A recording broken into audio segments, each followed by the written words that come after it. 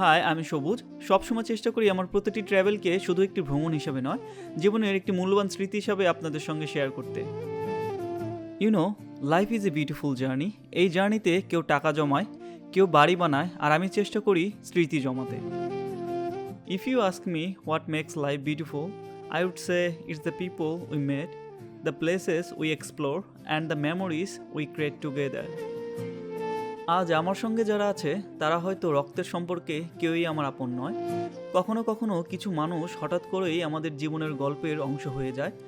একসঙ্গে পথ চলা, একসঙ্গে হাসা, গল্প আর আড্ডায় মেতে থাকা, এই ছোট ছোট মুহূর্তগুলোই ধীরে ধীরে মানুষকে আপন করে দেয়।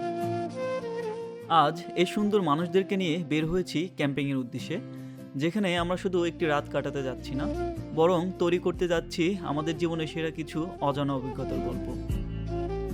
আমরা এখন আসছি on the clearance camp ground, New South Wales. আমাদের বাসা থেকে almost 292 kilometres. Rocky road, highway সব কিছু মিলাই 3 ঘন্টার মতো সময় লাগছে আমাদের। এখন আমরা এখানে আমাদের বিশেষজ্ঞ ইমরান ভাইয়ের সাথে বিশেষজ্ঞ ইমরান ভাইয়ের সাথে এখানে ম্যাপটা পর্যবেক্ষণ করছি। এখানে clearance river, camp site, clearance না ক্লিয়ারেন্স, মানুষ তো ভুল জায়গায় চলে যাবে। ও সরি, ক্লিয়ারেন্স রিভার, বিশেষজ্ঞ টারজান ভাই অস্ট্রেলিয়া বিশেষজ্ঞ।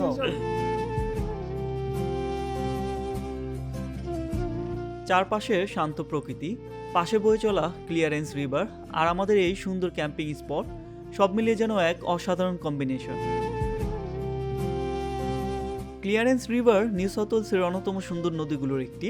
প্রায় দীর্ঘ 390 কিলোমিটারের এই নদীটি পাহাড়, বন আর ছোট ছোট জনপদের মধ্য দিয়ে প্রবাহিত হয়ে তৈরি করেছে প্রকৃতির এক অপূর্ব মেলবন্ধন।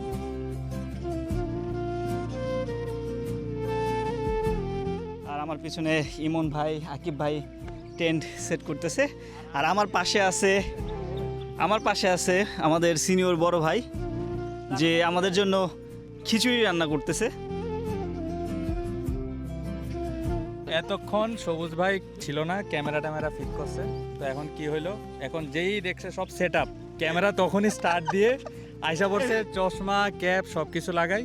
আর এখান দিয়ে আমরা বেচারার মতো কষ্ট করতেছি। এটা প্রথমবার না, আরো অনেক হয়েছে। আর ইমন ভাইয়ের এই অভিযোগগুলো সত্যি হলেও কেন যেন অভিযোগের এই মুহূর্তগুলোই ক্যামেরায় ধরে রাখতে আমার বেশি ভালো লাগে। দুপুরের খাবার শেষ করে আমরা বের হয়ে পড়েছি কায়াকিংয়ের উদ্দেশ্যে, আর এটা হবে আমার জীবনের প্রথম কায়াকিং এক্সপিরিয়েন্স। জীবনে নতুন কিছু করার অনুভূতিটাই অন্যরকম। আমি মনে করি every new experience is a new chapter of life.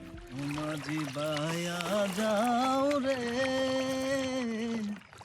অকুল দরিয়ার মাঝি, আমার ভাঙা নাও রে মাঝি বায়া যাও রে।